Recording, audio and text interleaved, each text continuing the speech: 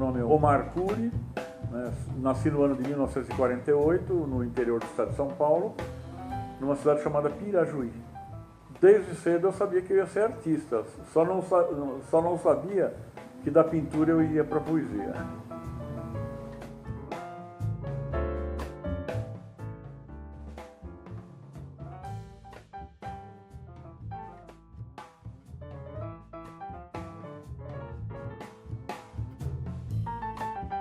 Eu desenvolvi desde cedo a pintura, né?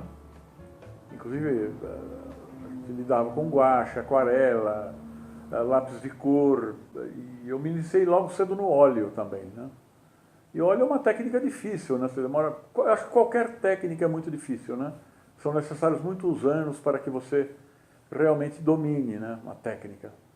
E durante uma década e meia eu pintei a óleo até que, quando eu estava de fato bom, né, eu abandonei, né, em prol da poesia, que eu já vinha lendo e gostando já há bastante tempo, né. Aí eu fui para a poesia, mas para uma poesia que valorizava os elementos da visualidade, né.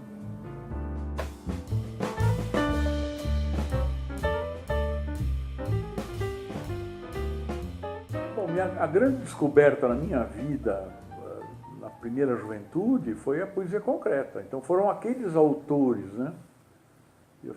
Quando eu realmente compreendi, né, acho que compreendi, eu fiquei maravilhado com aquilo que eu vi, né? Em termos de uma nova poesia tal, né? Que naquele momento já não era tão nova, né?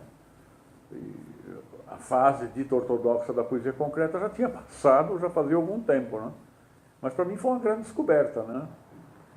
Então eu vi grandes possibilidades ali, né? E tanto é que a coisa, né, há uma poesia visual que deriva diretamente, né, dessa poesia concreta, e não é imitação, né? Já é um desdobramento, né, das possibilidades que a poesia concreta, né, trouxe, né?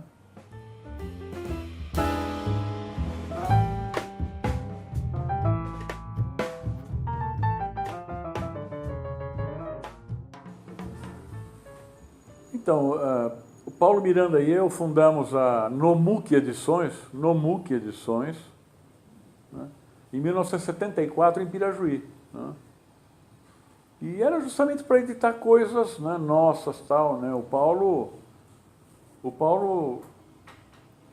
quando ele estava completando 18 anos, ele ganhou o prêmio governador do estado, setor estímulo. Ele já era um cara.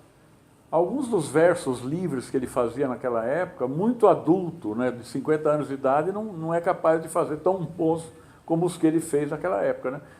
Então nós pretendíamos editar as nossas coisas pela Nomuc, mas aí veio a ideia de uma revista, né? Artéria. A ideia da Artéria surgiu em 74. O que continua assim realmente coeso de lá para cá somos eu e o Paulo Miranda, né? Nós aqui continuamos com esse projeto que vem até hoje, né, e nós estamos preparando a Artéria 12, mais de 40 anos depois da número 1. Né? Mas a Artéria, ela tem uma peculiaridade, como outras revistas também tiveram, né, que era trazer os concretistas históricos para o seio da revista. Então a Artéria, desde o número 1, já tem trabalhos do Augusto de Campos, Haroldo de Campos, Décio Pinhatari, né, depois entra o Edgar Braga e tal. E essa é uma das peculiaridades. E o pessoal da minha geração, né, que colaborava, Carlos Valero, Luiz Antônio Figueiredo, Paulo Miranda, aí entram Walter Silveira, Tadeu Django, Lenora de Barros, Júlio Mendonça, Aldo Fortes, Gil Jorge, né?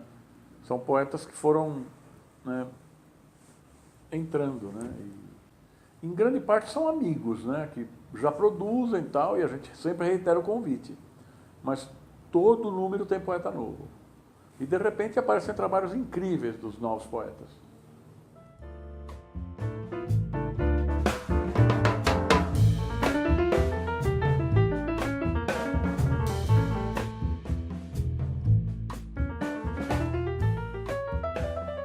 Olha, eu admiro sobremaneira alguns artistas, tanto da palavra como da visualidade, da música e tal. De escritores, eu adoro Machado de Assis, né?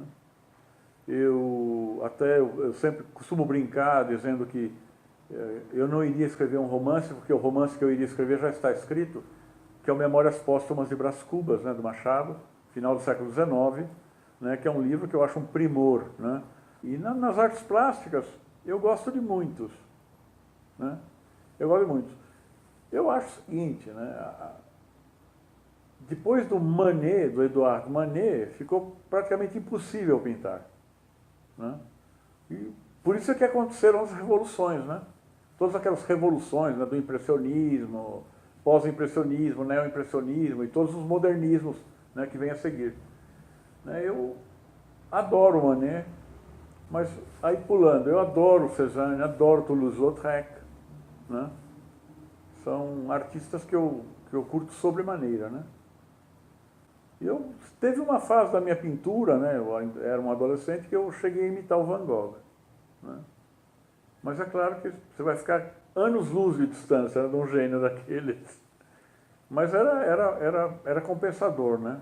E era uma imitação consciente.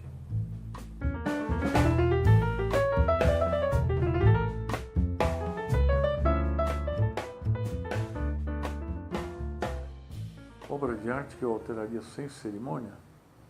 Olha, eu vou falar uma coisa que é um sacrilégio. Inclusive, eu falava em sala de aula para os alunos de cinema. Eu cortaria meia hora do 2001, Odisseia no Espaço, do Stanley Kubrick, né? Sob pena de ser apedrejado. Eu cortaria meia hora. Eu acho que o filme ganharia. Agora, os alunos argumentam ao contrário, diz que aquela longueur, né, aquilo faz parte do clima criado pelo filme. Talvez eles tenham razão, mas eu tive esse atrevimento, eu repito aqui, eu cortaria meia hora do 2001, Odisseia no Espaço.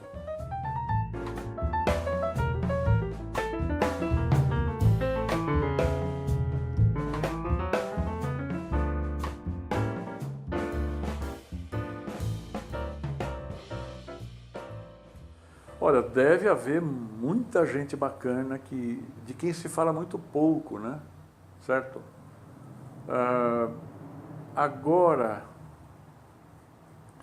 porque é o seguinte, alguns artistas já tiveram uma grande notoriedade e, embora até estejam, né, muito bem cotados em mercado, porque o mercado dita muita coisa, né? Eu estou fora dessa coisa de mercado, mas eu sei que o mercado conta, né? Mas artistas que não estão no centro das cogitações dos jovens brasileiros. Portinari, por exemplo, né? Ele continua, ele é super cotado, né, no mercado, e um cara já histórico e tudo mais. Teve uma notoriedade enorme, né, mas eu acho que se você perguntar para os jovens mais empenhados na construção de uma obra hoje, né, esse pessoal de 20, 22 anos e tal, para pedir para citar 3 artistas, certamente Portinari não entrará. O Jacobson fala uma coisa legal quando ele fala em poética sincrônica. Ele fala, numa abordagem sincrônica, né, da poesia, você vai considerar aqueles valores viáveis naquele momento. Até ele dá alguns exemplos. Há certos valores que, num certo momento, não são viáveis, mas que poderão ser no futuro, né? Certo?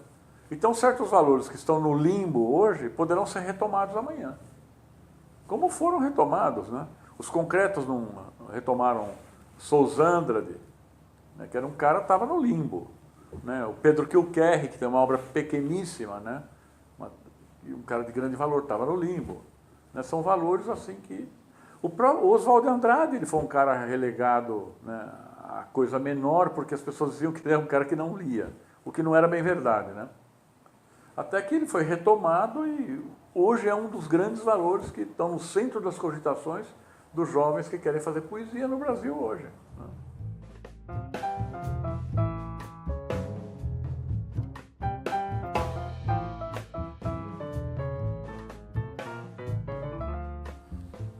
Mas eu acho o seguinte, eu acho que todo poeta tem que passar por uma educação visual também.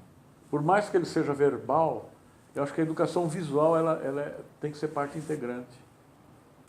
Antes falava, se falaria, né, como a Tarsila, todo artista plástico, todo pintor deveria passar pelo cubismo. O cubismo deveria ser o exercício militar pelo qual todo artista deveria passar. A Tarsila falou isso numa das voltas da Europa, né, quando ela descobriu o cubismo. Recentemente, todo poeta deveria passar pela poesia concreta da fase ortodoxa para saber, né, das coisas. Eu diria que todo candidato a artista em geral, ou poeta em particular, deveria passar por todas as artes para poder fazer sua arte com a maior dignidade e elevação de repertório, né? E tentar, né, chegar a algum grau de novidade, o que é muito difícil. Você pode chegar a um grau de excelência dentro do já feito, mas ultrapassar o grau de excelência e chegar a uma novidade, isso é difícil. Sempre foi difícil, mas agora está mais ainda do que em outros tempos, né? Você tem informações de tipo cultural para os mais diversos repertórios. Aqui se confunde muito. Enfim, digamos, queira ou não queira, há uma alta cultura, uma média e uma mais baixa. O que interessa é saber se em cada um desses níveis você está oferecendo o melhor. É como o time de futebol, você tem os níveis A, B e C. O que tem é que você tem que atingir um nível de excelência do seu registro. O Brasil anda muito confuso, as artes visuais no Brasil vão muito bem, a música clássica erudita, a música contemporânea vai muito mal, a prosa ficcional de literatura brasileira vai mal, a poesia, como não se preocupa com o mercado, porque ela não tem público, ela vai melhor. Vejam só, eu sou provocador? Eu sou provocado, o provocador está aqui na minha frente. Olha, eu não vou concordar nem discordar, né? Não vou ficar em cima do muro tampouco. Eu acho que pelo fato de ter poucos leitores, o poeta não tem nenhum compromisso com público algum, né? Bem porque ele nem sabe quem são seus leitores. Então ele também tem a obrigação de experimentar, né? Ele não tem que dar satisfações, né? É como, por exemplo, algum compositor popular de grande sucesso, ele quer reiterar o sucesso dele. Agora o poeta não, o poeta, né, quando é que ele poderia contar com um público enorme, né? Poetas assim de grande notoriedade, né?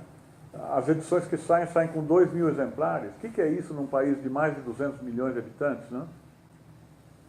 Então, eu acho que pelo fato de poesia não vender ou vender pouco, né, é que o poeta tem a obrigação de ser no mínimo bom, né? Agora, se a poesia brasileira vai bem de fato, não sei, né? Talvez que a maior parte do que se produz não seja realmente coisa boa mesmo, isso em qualquer campo. A maior parte do que se faz em termos de cinema, de pintura, né, de teatro, de prosa, a maior parte do que se faz não é bom. Sempre é uma mínima parte que se salva, né?